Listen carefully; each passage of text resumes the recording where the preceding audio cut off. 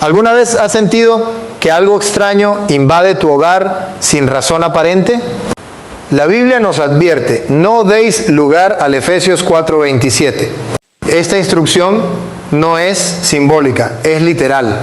El enemigo no siempre entra por la puerta grande, muchas veces lo hace a través de objetos aparentemente inofensivos colocados por personas con intenciones ocultas.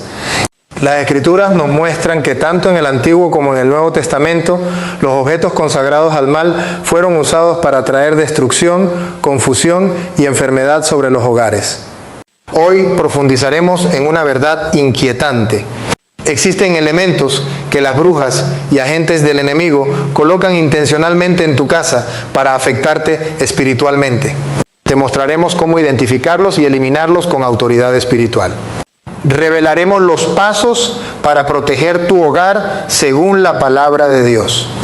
¿Estás listo para entender lo que Dios tiene reservado para ti cuando limpias tu entorno de toda obra del maligno?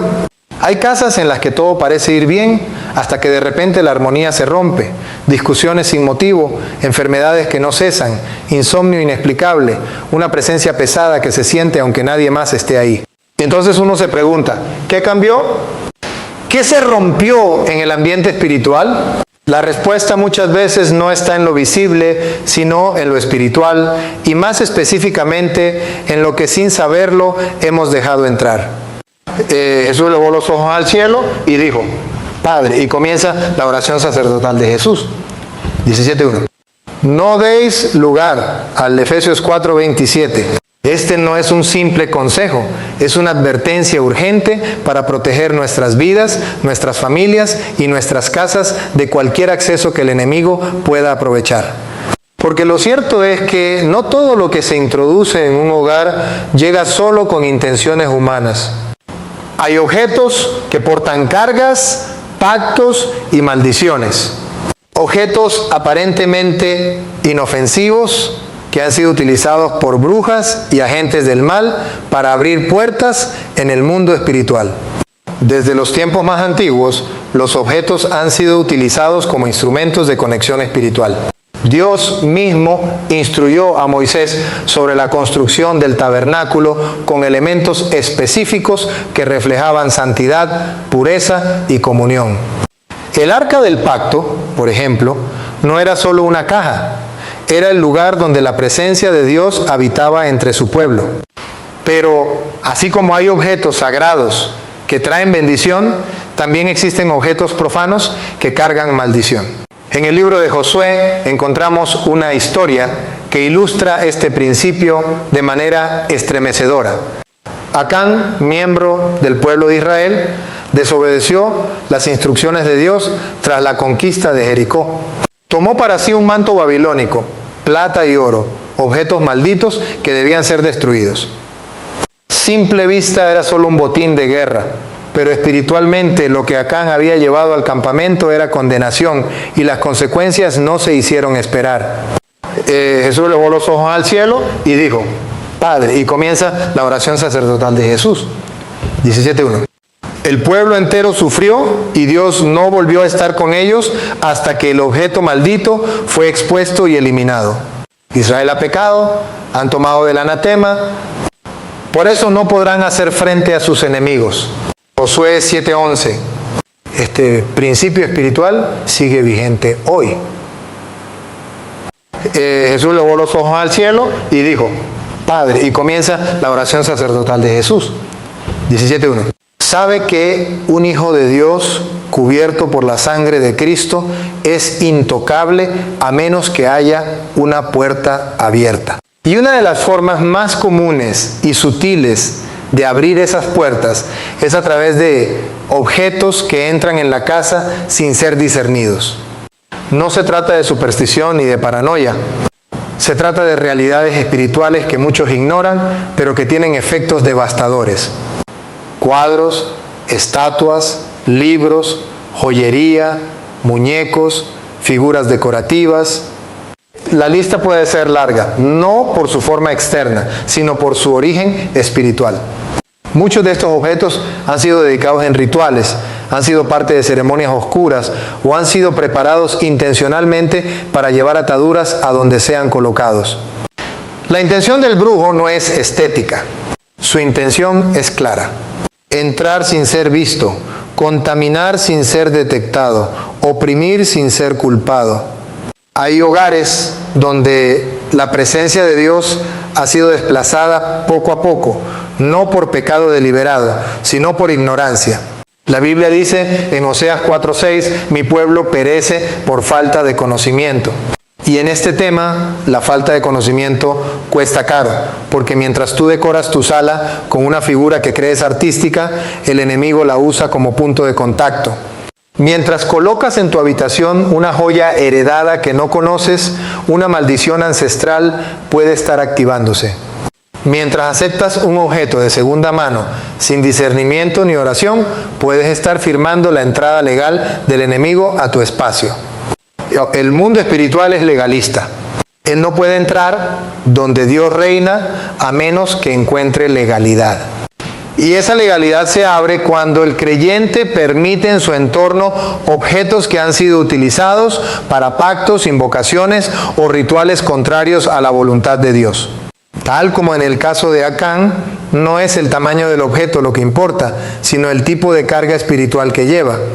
Algunos preguntan, ¿pero cómo saber si algo es maldito? La respuesta es por sus frutos. Desde que ese objeto llegó, hay opresión, enfermedades sin diagnóstico, ruidos extraños, ambientes pesados, discusión constante. Jesús enseñó que por los frutos conoceríamos las cosas. Y aunque no todo tiene raíz espiritual, muchas veces los síntomas invisibles revelan un origen más profundo de lo que parece. He conocido historias de familias que comenzaron a experimentar sombras por las noches después de haber aceptado como regalo un adorno traído de tierras donde se practica la santería. Personas que veían su economía quebrarse sin explicación desde que colocaron un cuadro místico en la oficina. Mujeres que sufrían constantes ataques espirituales en su habitación, sin saber que debajo del colchón había una bolsita escondida colocada por alguien con intenciones oscuras. Nada es casualidad en el mundo espiritual. Y cuando algo no cuadra en lo físico, es necesario revisar lo espiritual. Porque a veces el origen del caos no está en una mala decisión financiera, sino en un objeto consagrado al enemigo que está contaminando todo lo que tocas. La Escritura es clara sobre cómo actuar en estos casos. En Hechos 19:19, muchos de los que habían practicado artes mágicas se convirtieron al Evangelio y lo primero que hicieron fue traer sus libros de hechicería y quemarlos públicamente. No los vendieron, no los regalaron, no los guardaron por si acaso. Los destruyeron porque entendieron que el poder de esos objetos no era simbólico, era real. Y la única forma de cortar con la opresión que traían era eliminarlos completamente. Este principio aplica hoy. No basta con guardar lo que es impuro. No basta con no usarlo más. Hay que romper el vínculo, destruir el punto de contacto, cancelar la legalidad. Muchos creyentes están orando por libertad mientras duermen al lado de cadenas espirituales. Están pidiendo restauración mientras conservan reliquias de prácticas paganas. Claman por sanidad mientras en la estantería tienen elementos que fueron parte de rituales satánicos, aunque lo ignoren. Y aquí es donde la ignorancia se vuelve arma del enemigo.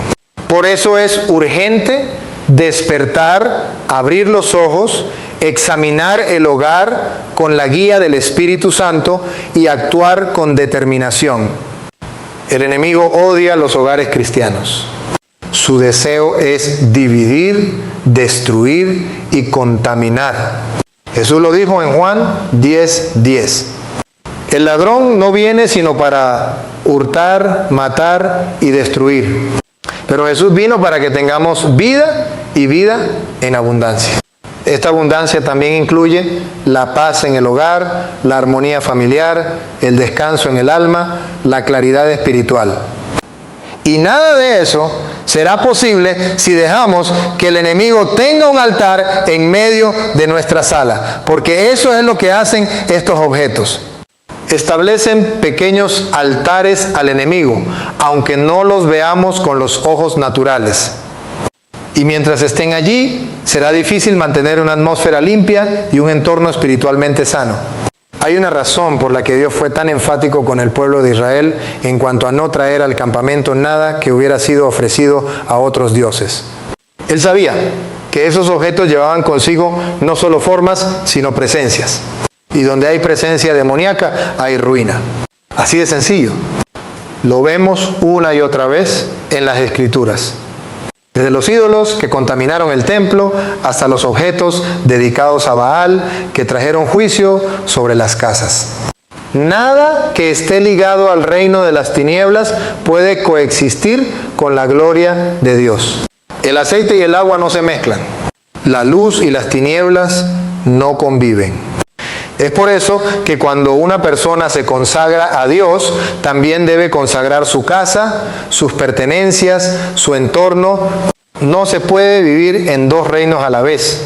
Hay que elegir a quién le damos espacio. No se trata de vivir con miedo, sino con discernimiento. El Espíritu Santo nos fue dado para guiarnos a toda verdad. Si le pedimos, Él revelará si hay algo en nuestra casa que necesita ser eliminado. Si le pedimos, Él traerá convicción, mostrará lo que a nuestros ojos es invisible, pondrá luz donde hay sombra. Y cuando esa revelación llegue, no hay que dudar, hay que actuar, porque cada día que pasa con ese objeto en casa es un día más de puertas abiertas al enemigo. La buena noticia es que en Cristo hay autoridad. No importa cuán oscuro sea el objeto, no importa cuán fuerte fue el rito con el que fue consagrado, no importa cuántos años ha estado en tu casa.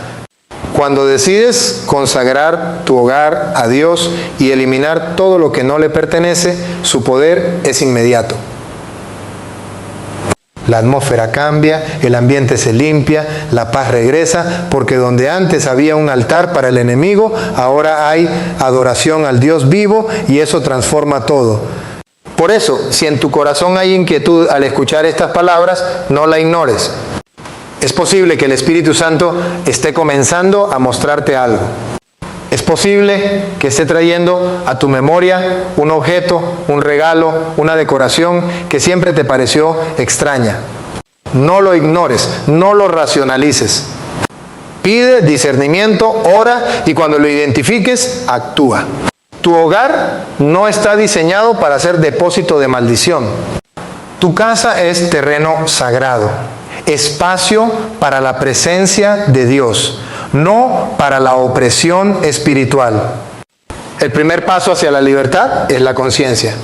Y ahora que sabes que estos objetos pueden ser portales, ahora que entiendes que el enemigo puede usarlos para establecerse en tu espacio, tienes el poder de decidir. Como Josué dijo al pueblo, escoge hoy a quién servirás, pero yo y mi casa serviremos al Señor. Josué 24:15. Que esa sea también tu declaración. En el reino espiritual nada es inocente.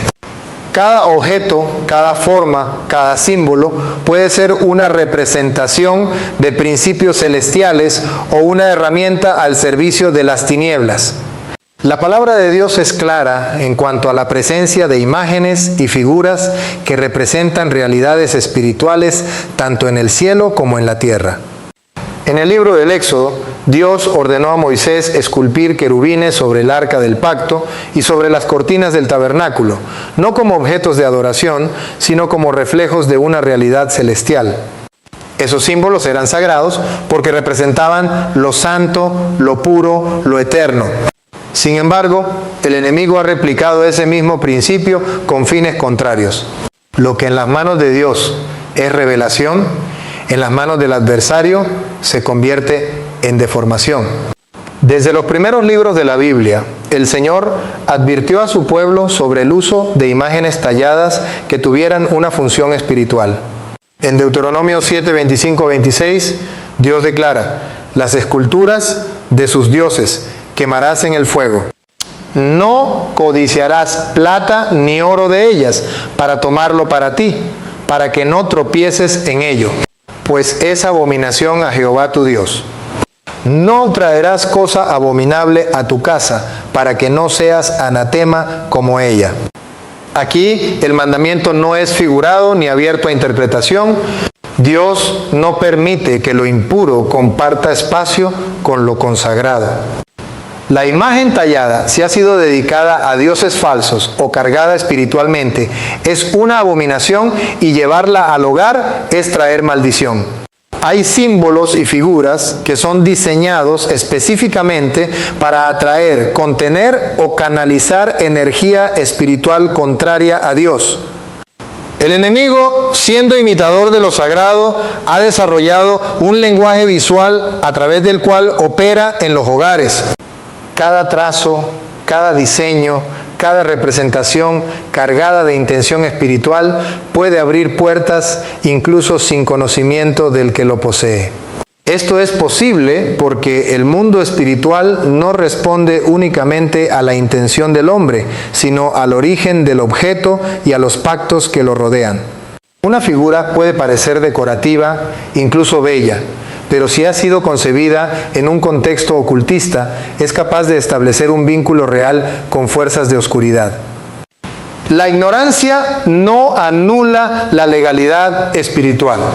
Por eso, lo que para el ojo natural puede parecer arte, para el mundo invisible puede ser un altar activo. La Biblia condena la idolatría en todas sus formas, no solo como la adoración consciente de una figura, sino también como la presencia tolerada de representaciones que evocan divinidades ajenas al Dios de Israel. El segundo mandamiento registrado en Éxodo 20, 4-5 es categórico.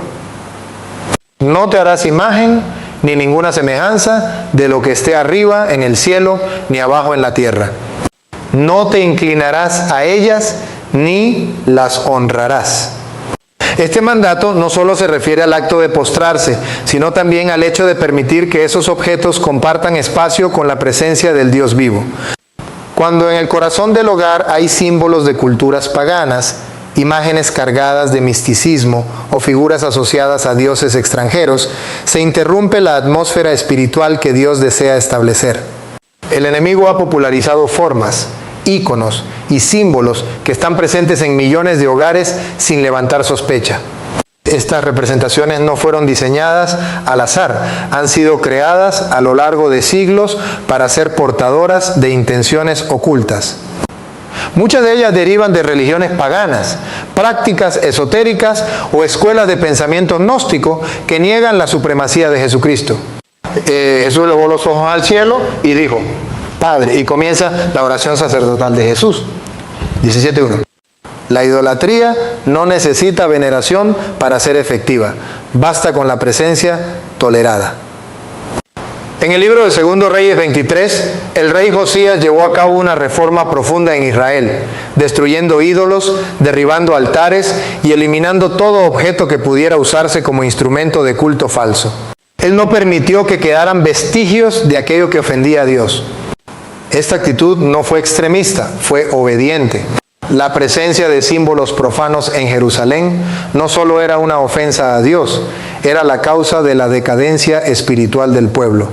Josías entendió que no se puede esperar bendición mientras se tolera lo maldito. Esta misma verdad aplica al hogar del creyente. No se puede edificar un altar de oración mientras en el mismo espacio se encuentran representaciones de entidades contrarias al reino. Las figuras asociadas con animales míticos, criaturas con múltiples ojos, formas geométricas específicas o deidades antiguas no son meramente ilustraciones artísticas, son puertas abiertas. Algunas han sido utilizadas durante siglos en prácticas de invocación, en rituales de iniciación o en ceremonias dedicadas al ocultismo. La forma puede cambiar, el nombre puede variar, pero la raíz espiritual permanece. Traer una figura como esa al hogar, aunque sea por curiosidad o por aprecio estético, es introducir un agente de contaminación espiritual. Y esa contaminación no permanece pasiva, afecta a la atmósfera, genera resistencia a la oración, interfiere con la adoración, alimenta pensamientos oscuros y en muchos casos establece ciclos de confusión, opresión o estancamiento. El pueblo de Dios está llamado a ser santo, apartado, radicalmente diferente en su manera de vivir, de hablar, de vestir y también de decorar. No se trata de vivir con temor, sino con discernimiento. El creyente no puede permitir que figuras cuya fuente espiritual proviene de la oscuridad tengan un lugar en su mesa, en su repisa o en su dormitorio. Lo que entra en el hogar afecta el ambiente del alma. Lo que decora las paredes moldea lo que habita el espíritu. Por eso Pablo instruyó a los corintios diciendo: ¿y qué acuerdo hay entre el templo de Dios y los ídolos? Porque vosotros sois templo del Dios viviente. Doyo, Corintios 6:16. Si el cuerpo es templo, cuanto más lo es el hogar que el creyente consagra al Señor. La influencia espiritual de las figuras va más allá de lo visible. Algunas son portadoras de maldiciones generacionales, otras son utilizadas como anclas para establecer vigilancia espiritual demoníaca. Hay representaciones que sirven como canales de transferencia de espíritus, donde la sola presencia activa manifestaciones que afectan el descanso, las relaciones y la prosperidad. En los tiempos bíblicos, los ídolos no eran simples esculturas, eran centros de actividad espiritual. Donde había un ídolo, había influencia. Donde había influencia, había esclavitud. Y donde había esclavitud, había juicio. Este principio es inmutable. Si hay símbolos que glorifican la rebelión, el esoterismo, el relativismo espiritual o la adoración de dioses falsos, no puede haber comunión con el Espíritu Santo en ese lugar. En Apocalipsis 2:14, Jesús reprende a la iglesia de Pérgamo por tolerar doctrinas y prácticas idolátricas. Esta reprensión no fue por lo que enseñaban abiertamente, sino por lo que permitían en silencio. Dios no bendice lo que se tolera en desobediencia. No hay neutralidad en el ámbito espiritual. Cada objeto que se introduce en el hogar refleja una postura. O glorifica a Dios o glorifica al enemigo. O edifica el altar del Señor o sostiene el altar de la confusión. No hay punto medio. El hogar del creyente debe ser un lugar de santidad, no un depósito de artefactos contaminados. La belleza de un objeto no puede justificar su origen. La historia cultural no puede anular el mandato de separación. La tradición no puede estar por encima de la verdad espiritual. A lo largo de la historia bíblica, cada vez que el pueblo de Dios permitió la entrada de imágenes ajenas, se desató un proceso de decadencia espiritual, no porque la figura tuviera poder en sí misma, sino porque su presencia representaba una rendición interna. Era una señal de que algo en el corazón se había doblegado. Lo externo revela lo interno, y cuando se permite que lo profano coexista con lo santo, se pierde autoridad, se debilita la oración, se interrumpe el fluir de la gracia.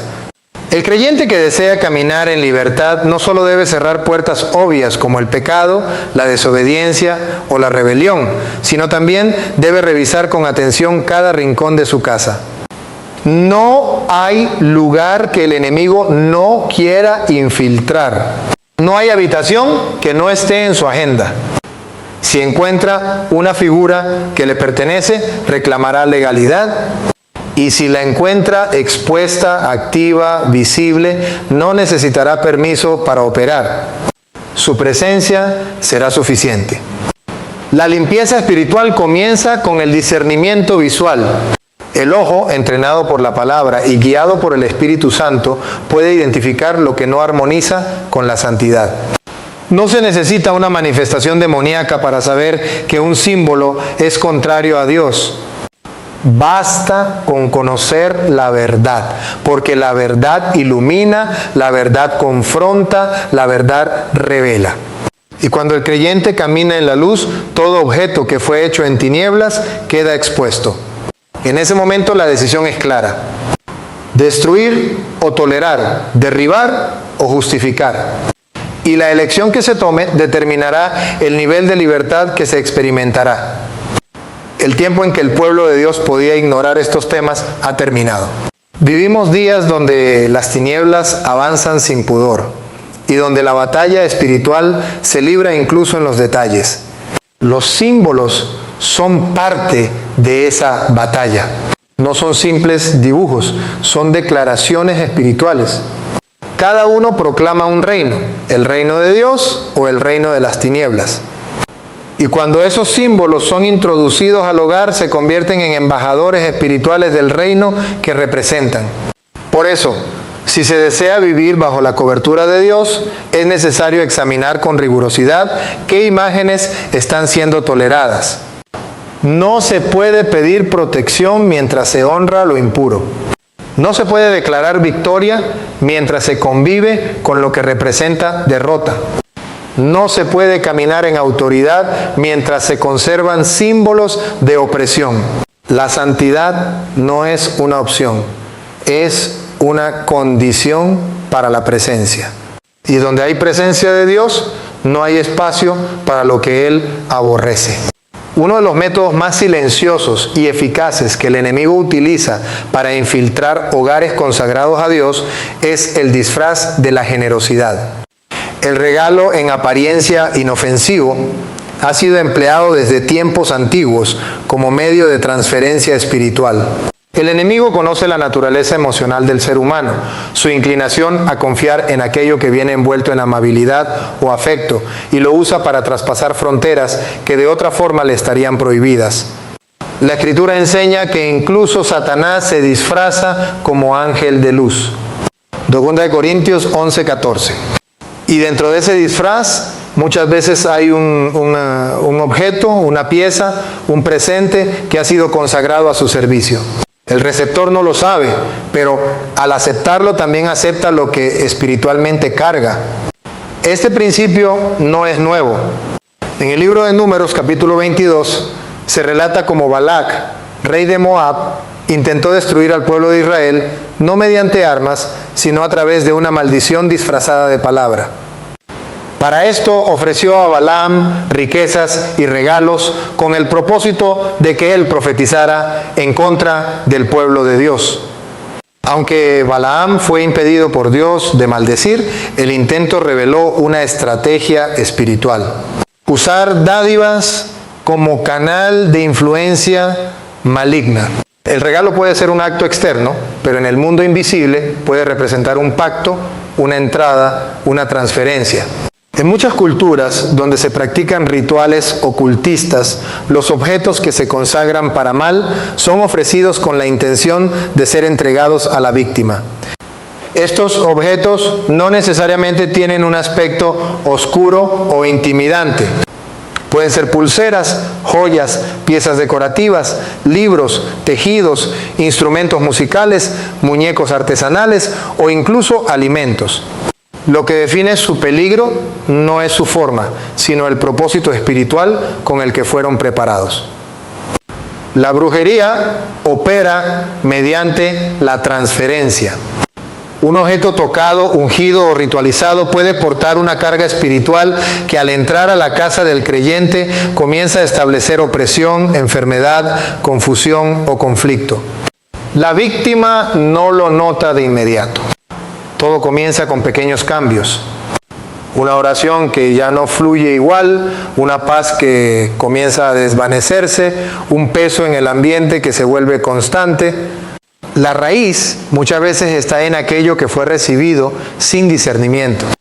La Biblia enfatiza la necesidad de evaluar el origen de lo que se recibe.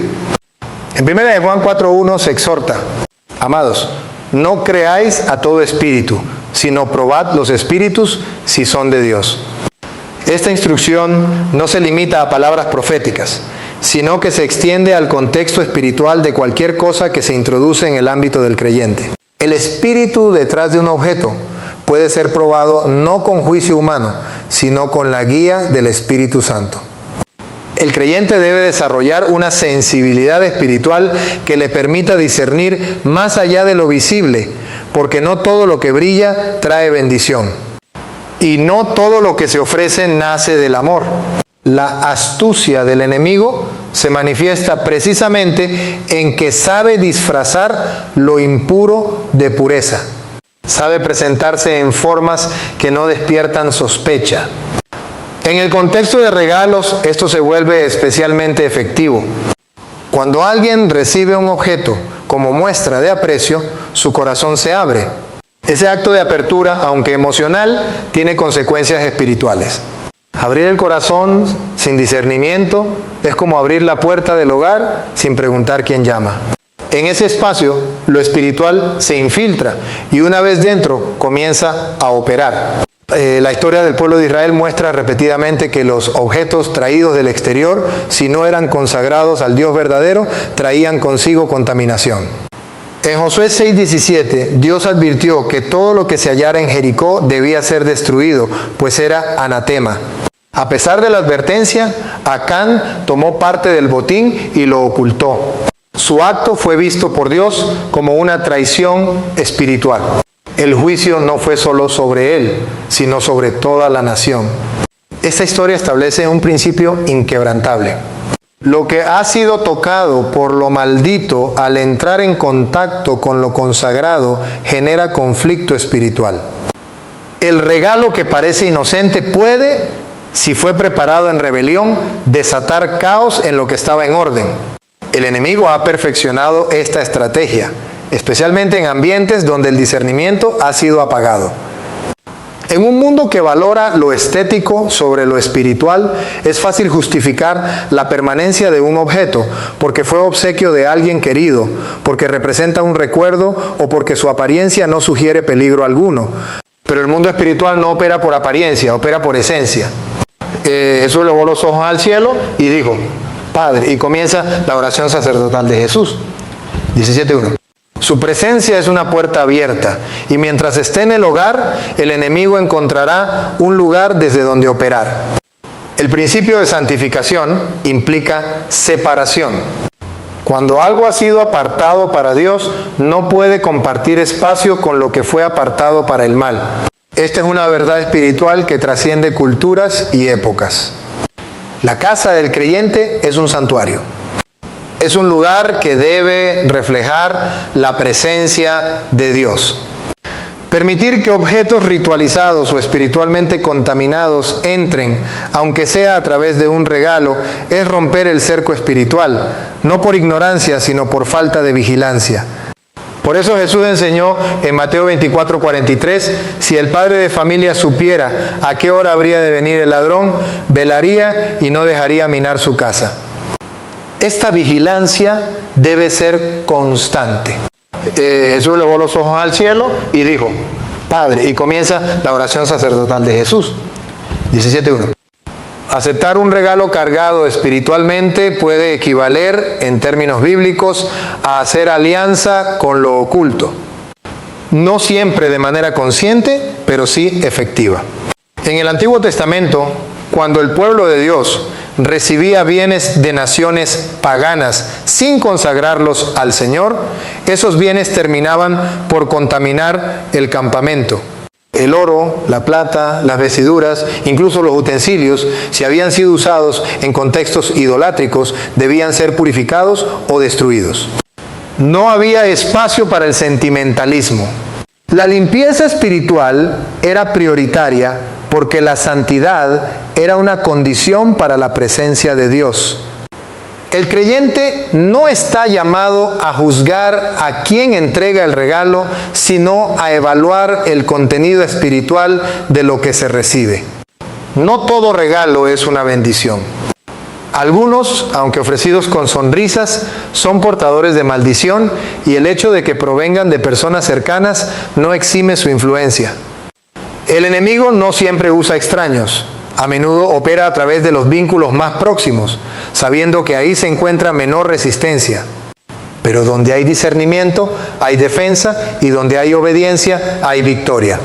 Cada objeto que entra en el hogar debe ser sometido a la luz de la palabra y a la guía del Espíritu, no por legalismo, sino por protección.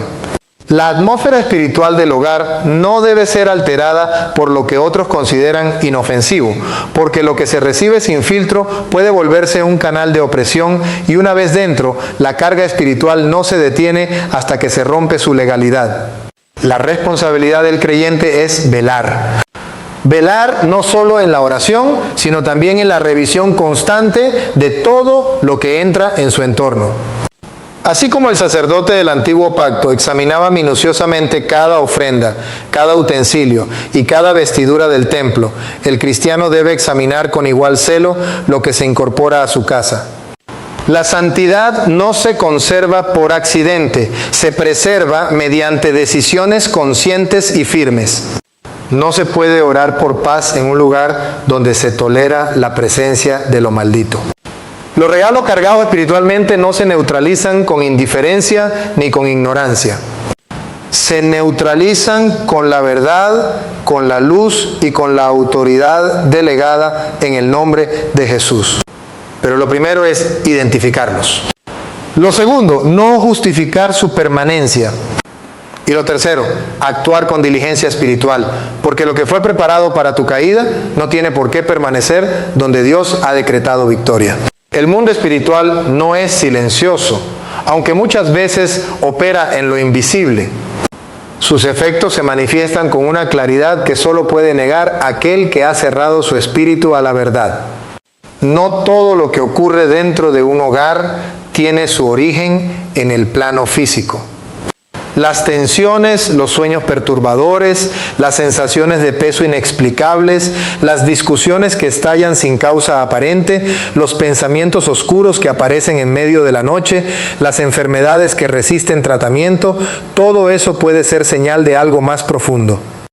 Hay manifestaciones espirituales que no surgen de la imaginación ni del azar.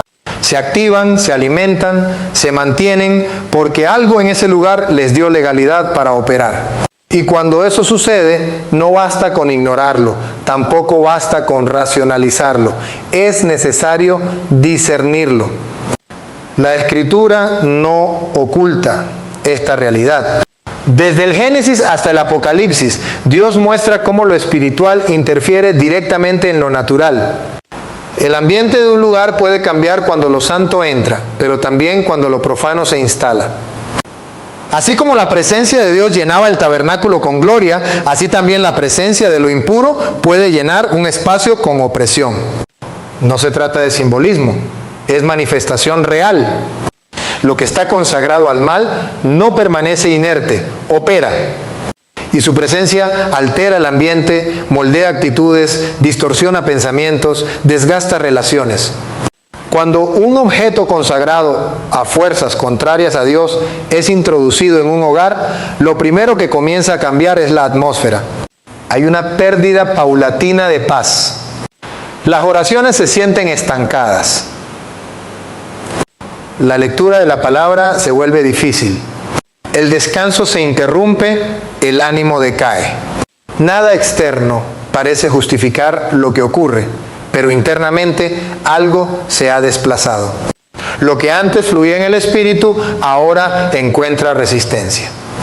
No porque Dios haya cambiado, sino porque el lugar ha sido invadido. Las tinieblas no necesitan gritar para ser efectivas. Su estrategia preferida es instalarse en silencio, volverse parte del paisaje, operar sin ser detectadas. Y si el creyente no vigila, si no examina, si no confronta, esa presencia se afianza. En 1 Samuel 16:14 se relata que el espíritu de Jehová se apartó de Saúl y un espíritu malo comenzó a atormentarlo. Este pasaje revela un principio espiritual poderoso. Cuando lo divino se retira, lo contrario entra. No puede haber vacío. No existe tal cosa como un ambiente espiritualmente neutro. O está lleno del Espíritu Santo o está siendo ocupado por otra influencia. Y lo que determina qué espíritu opera en un lugar no es la apariencia externa del hogar, sino su contenido espiritual. ¿Qué se tolera? ¿Qué se permite? ¿Qué objetos están presentes? ¿Qué puertas están abiertas?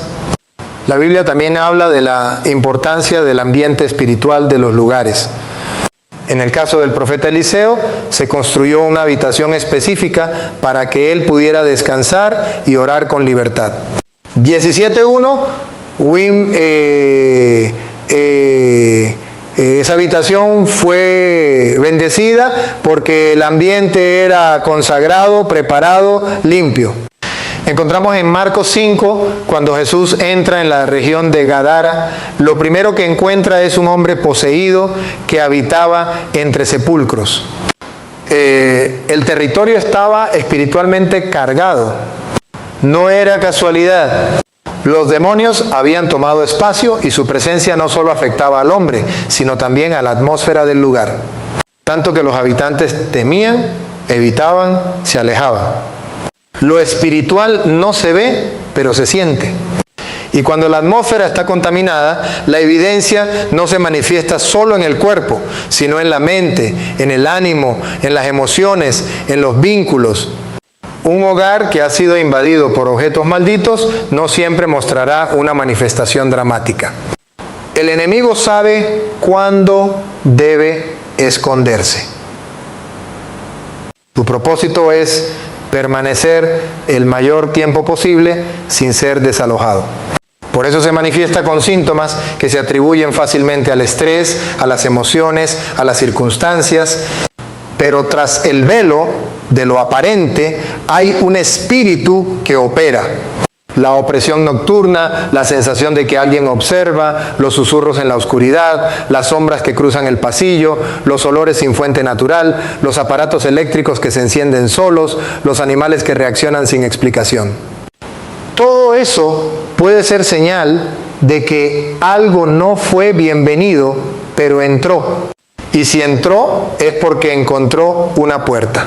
No se trata de superstición. Se trata de principios espirituales.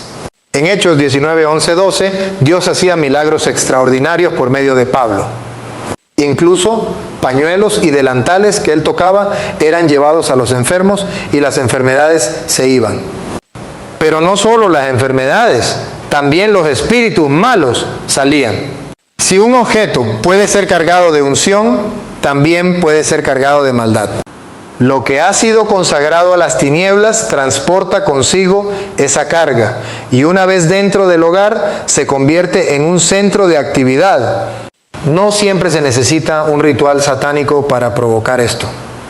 A veces basta con un símbolo, una figura, un amuleto. Si ha sido creado con un propósito contrario al reino, ya es suficiente. El enemigo sabe esconderse en lo cotidiano, se disfraza en lo estético, en lo cultural, en lo simbólico, pero su presencia no puede permanecer oculta por siempre. Lo espiritual termina manifestándose. Si hay confusión mental que se intensifica sin razón, si hay división entre los miembros del hogar sin causa clara, si hay una tristeza que se vuelve persistente, si los sueños son turbios o violentos, si los niños temen entrar a ciertas habitaciones, si la oración se convierte en lucha estéril, todo eso debe ser tomado en serio. No se trata de miedo, sino de alerta. La autoridad que tenemos en Cristo no funciona automáticamente. Se activa con obediencia, con limpieza, con discernimiento. En Efesios 6:12, Pablo enseña que nuestra lucha no es contra sangre y carne, sino contra principados, contra potestades, contra gobernadores de las tinieblas de este siglo, contra huestes espirituales de maldad. Esta lucha no siempre ocurre en el templo o en la calle. Muchas veces la batalla más intensa ocurre en casa, y si el terreno está contaminado, el enemigo tendrá ventaja. La atmósfera de una casa consagrada es como un altar constante. El enemigo no puede resistir una atmósfera llena del Espíritu, pero si encuentra una grieta, si hay un objeto que le pertenece, reclamará espacio. El pueblo de Israel, al entrar en la tierra prometida, fue instruido a destruir todo objeto dedicado a los dioses de las naciones que habitaban allí. No solo se les dijo que los evitaran, sino que los derribaran, los rompieran, los quemaran. Porque el Señor sabía que mientras esos objetos permanecieran, su influencia espiritual se mantendría activa. La idolatría no se disuelve con indiferencia, se destruye con acción. Y lo mismo ocurre hoy. No basta con aceptar que algo no agrada a Dios. Es necesario eliminarlo para que la atmósfera sea restaurada. En los evangelios, cuando Jesús llegaba a un lugar, los demonios se manifestaban no porque Él los provocara, sino porque su presencia los incomodaba. Donde hay luz verdadera, lo oculto sale a la superficie. Si en tu casa la presencia de Dios no fluye con libertad, si la adoración se siente bloqueada, si el silencio no transmite paz sino tensión, algo está impidiendo el fluir. Y si lo espiritual no se activa en favor de la casa, es posible que algo esté activando lo contrario. La atmósfera no miente. Lo que se respira en un lugar revela quién está operando allí. Hay hogares donde la enfermedad se ha convertido en rutina, donde los ciclos de pérdida se repiten una y otra vez, donde los matrimonios viven en constantes crisis, donde los hijos no pueden dormir tranquilos, donde el sustento económico parece desvanecerse sin razón. Nada de eso es normal. Nada de eso es parte del diseño de Dios. Todo lo que es constante, todo lo que resiste la oración, todo lo que se ha vuelto patrón debe ser investigado. Porque el enemigo no solo ataca desde fuera, muchas veces opera desde dentro, desde un objeto, desde una figura, desde un elemento que fue ignorado, pero que nunca dejó de actuar. La oración tiene poder, pero ese poder se activa con obediencia. Jesús elevó los ojos al cielo y dijo, Padre, y comienza la oración sacerdotal de Jesús. 17:1. La sangre de Cristo limpia, pero el corazón debe estar dispuesto a desalojar lo que se ha tolerado. La unción libera, pero necesita espacio. El Espíritu Santo no comparte habitación con ídolos, con símbolos del ocultismo, con objetos que fueron consagrados a deidades contrarias. Donde hay luz verdadera, lo demás debe salir. Jesús elevó los ojos al cielo y dijo, Padre, y comienza la oración sacerdotal de Jesús. 17:1. Es una señal de que el enemigo fue detectado. Y esa detección debe ser seguida por acción, no por temor, sino por convicción.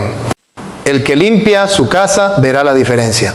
El que consagra su espacio experimentará la libertad. La atmósfera del hogar debe reflejar la atmósfera del cielo. Paz, orden, presencia, dirección. Y si algo está interfiriendo con eso, no es de Dios. Para casa del creyente no es solo refugio físico, es altar, es santuario, es lugar de adoración. No se puede permitir que lo profano contamine lo santo. Donde el Espíritu de Dios habita, hay libertad. Y esa libertad comienza cuando lo oculto es traído a la luz. No basta con orar, hay que revisar. No basta con pedir, hay que actuar. Y cuando la atmósfera sea restaurada, todo lo que estaba oprimido comenzará a fluir. Porque Dios honra al que le honra. Y una casa limpia es una casa lista para ser habitada por su gloria. Cuando el enemigo ha logrado entrar a una casa a través de objetos contaminados, la única forma de restaurar la atmósfera espiritual es mediante una limpieza profunda, una limpieza que no es física, sino espiritual, basada en principios establecidos por la palabra de Dios. Porque no basta con identificar el problema. Es necesario remover la causa. Y no basta con removerla externamente. Hay que romper toda legalidad interna. No existe neutralidad en la guerra espiritual. O se consagra o se contamina. O se edifica altar al Dios vivo o se le da lugar al enemigo. Y si lo que ha entrado fue diseñado para establecer opresión, su permanencia solo multiplicará el daño. La limpieza espiritual del hogar no es opcional para quien desea vivir en libertad. Es una urgencia que no puede esperar. Desde el Antiguo Testamento, Dios instruyó a su pueblo sobre la necesidad de destruir todo aquello que representara idolatría, prácticas ocultas o consagración a lo profano. En Deuteronomio 7:26 dice claramente, y no traerás cosa abominable a tu casa para que no seas anatema como ella. La aborrecerás del todo y la abominarás, porque es anatema. Esta instrucción no estaba dirigida a templos ni a ciudades paganas. Era una orden directa para el hogar. Dios conocía el principio. Lo que se tolera dentro se activa. Lo que se guarda por afecto termina gobernando por legalidad. Y cuando el objeto es maldito, su presencia basta para contaminar todo lo demás. Por eso el mandamiento no era almacenarlo, ni ignorarlo, ni apartarlo. Era destruirlo. La limpieza espiritual comienza en el corazón, pero se manifiesta en los actos. No hay redención sin arrepentimiento y no hay restauración sin acción. Es necesario que el creyente se levante con convicción y autoridad para examinar cada rincón de su hogar, no para buscar con paranoia, sino para actuar con discernimiento. La guía del Espíritu Santo no falla cuando se la invoca con sinceridad. Él revela, Él confronta, Él dirige. Jesús elevó los ojos al cielo y dijo, Padre, y comienza la oración sacerdotal de Jesús. 17:1. Y si es así, debe salir. La autoridad de Cristo en el creyente se activa cuando hay obediencia. Y obedecer significa renunciar a todo lo que está en desacuerdo con el reino. En Hechos 19:19 se describe como aquellos que practicaban artes ocultas al recibir el mensaje del Evangelio, no solo creyeron, sino que trajeron sus libros de magia y los quemaron públicamente. El detalle es importante. No los escondieron, no los regalaron, no los vendieron. Los destruyeron porque entendieron que la conexión espiritual con esos objetos no podía romperse con distancia, sino con eliminación. No se trata de un acto simbólico, se trata de un corte legal en el ámbito espiritual. Lo que fue creado para el mal no puede permanecer donde se invoca el nombre de Dios. Lo que fue dedicado a las tinieblas no puede coexistir con la luz. Y lo que representa una alianza con el enemigo debe ser desarraigado sin demora. El hogar debe ser revisado habitación por habitación, con oración, con la palabra en mano y con autoridad espiritual. Cada objeto, cada imagen, cada libro, cada símbolo, cada elemento decorativo debe ser examinado bajo la luz del Espíritu. Si su origen es dudoso, si su simbolismo es esotérico, si fue traído de contextos ritualistas o si genera inquietud en el espíritu, su lugar no es en el hogar del creyente. Lo que no glorifica a Dios no tiene cabida y lo que sirve como canal para el enemigo debe ser removido sin contemplación. No se trata de temer, sino de limpiar. La limpieza espiritual no es un acto de desesperación, sino una declaración de pertenencia. El creyente que limpia su casa está diciendo, este territorio le pertenece al Señor. Y esa declaración tiene peso en el mundo espiritual. Donde antes había legalidad para la opresión, ahora hay protección por el pacto. Donde antes había acceso para el mal, ahora hay cobertura divina. La atmósfera cambia cuando la presencia de Dios encuentra un espacio preparado y ese espacio se prepara con obediencia radical. La oración que acompaña este proceso no es cualquier oración, es una proclamación de autoridad, es un clamor por santidad, es una confesión de entrega. El creyente no ora para ver si algo sucede.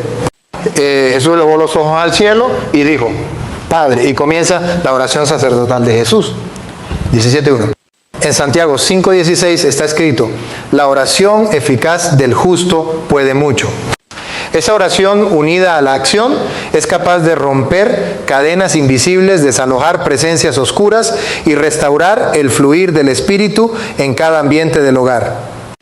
El aceite, símbolo bíblico de consagración, puede ser utilizado como señal profética, no por superstición, sino por fe. En Éxodo 40, Dios mandó ungir con aceite todo el tabernáculo, cada utensilio, cada espacio, no por ritualismo, sino por santificación. Y ese principio puede ser aplicado al hogar. Una vez que los objetos contaminados han sido removidos, el lugar debe ser consagrado. No basta con vaciar, hay que llenar. no basta con sacar lo profano, hay que invitar lo santo. Y esa invitación se hace con oración, con adoración, con palabra, con presencia constante de Dios. Porque un espacio limpio es una victoria momentánea, pero un espacio lleno de Dios es una victoria permanente. La limpieza espiritual también exige que el corazón del creyente permanezca vigilante. No basta con limpiar una vez. La vigilancia debe ser continua. Jesús lo expresó claramente en Mateo 12, 43 a 45, cuando habló del espíritu inmundo que sale del hombre. Y al no encontrar lugar donde habitar, regresa y encuentra la casa barrida, adornada, pero vacía. El resultado fue peor que el estado inicial. ¿Por qué? Porque la limpieza sin llenura es invitación al retroceso. Por eso, después de limpiar el hogar de todo objeto maldito, el creyente debe establecer un altar de adoración en su casa, no un objeto físico, sino una vida consagrada, una atmósfera constante de oración, un ambiente que refleje el carácter de Dios, donde su palabra es leída, su nombre exaltado y su voluntad obedecida. La limpieza espiritual también rompe ciclos, porque muchas veces lo que opera en una casa afecta a generaciones. El enemigo no solo busca destruir el presente, sino sembrar patrones en los que habiten los hijos y los nietos. Pero cuando se rompen los vínculos espirituales con lo maldito, también se rompe el ciclo de opresión. El hogar se convierte en refugio, en escuela de fe, en plataforma de bendición para los que vienen después.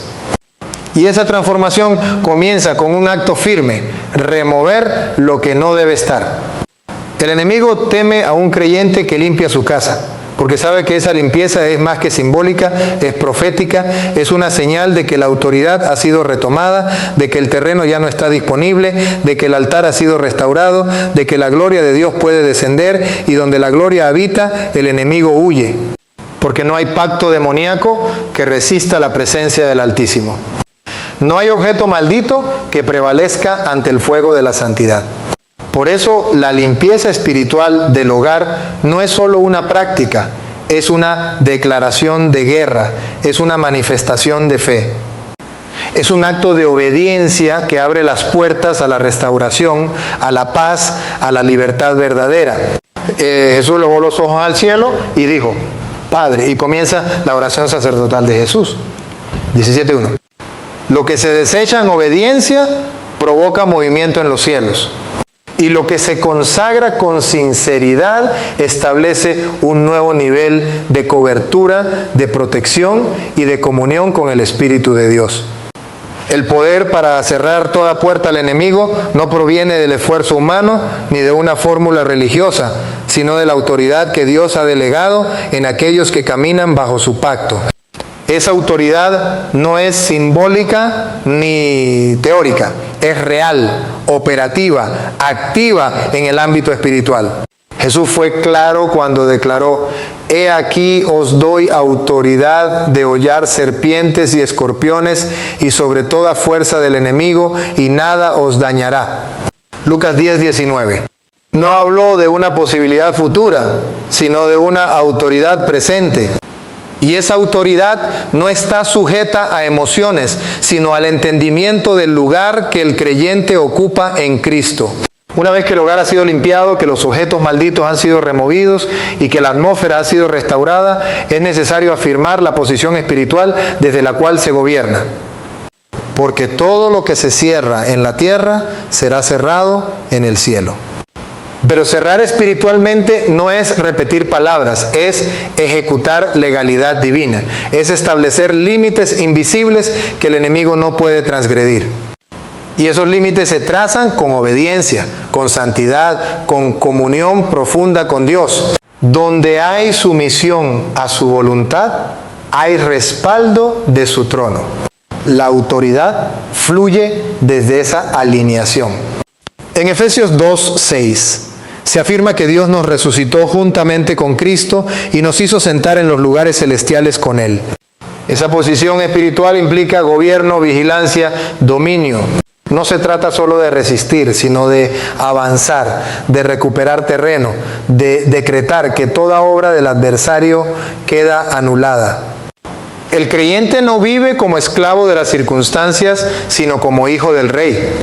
Y donde hay hijos, hay herencia. Donde hay herencia, hay poder.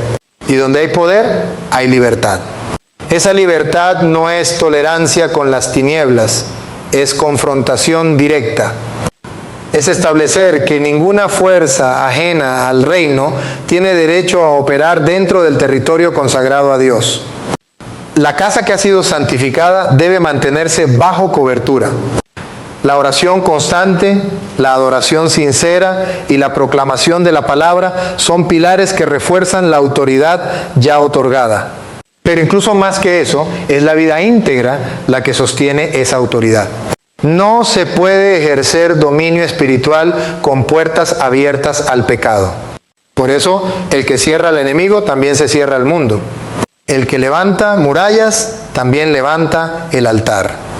Y desde ese altar, todo lo que es contrario al Espíritu de Dios debe huir. El enemigo no resiste a una casa que se sostiene en la verdad. Una casa que ha sido limpiada, consagrada y gobernada por la palabra es territorio prohibido para toda influencia demoníaca. Y es allí, en esa atmósfera de pureza y autoridad, donde la presencia de Dios habita sin impedimento y con poder creciente. Una casa no es solo el lugar donde se habita, es el reflejo visible de una estructura invisible. Cada rincón habla, cada ambiente comunica, cada objeto tiene voz en el mundo espiritual. Cuando Dios bendice un hogar, no lo hace solo por sus paredes, sino por el altar que allí se levanta. El enemigo también lo sabe. Por eso, su ataque no es solamente contra personas, sino contra espacios. Porque el espacio donde habitas puede convertirse en la plataforma de tu crecimiento espiritual o en el campo minado que retrasa tu llamado. No se trata solo de identificar lo que el enemigo coloca, sino de entender lo que Dios quiere establecer. La Escritura revela que donde Dios habita, el entorno se transforma. La casa de Obed-Edom fue bendecida por contener el arca del pacto, pero lo que trajo bendición no fue la madera ni el oro del arca, sino la presencia. Y esa presencia solo descansa donde hay honra, donde hay santidad, donde hay orden espiritual. El enemigo lucha por ensuciar esos lugares porque sabe que si contamina el altar, interrumpe el fuego. Si logra apagar la adoración, debilita la visión. Si logra instalar una atmósfera adversa, bloquea el propósito. No es un ataque al azar, es una estrategia dirigida. Por eso, más allá de limpiar, de identificar o de cerrar puertas, hay un llamado superior: construir un hogar donde Dios se deleite. No solo un lugar sin maldición, sino un lugar lleno de gloria. Porque expulsar lo impuro es solo el principio.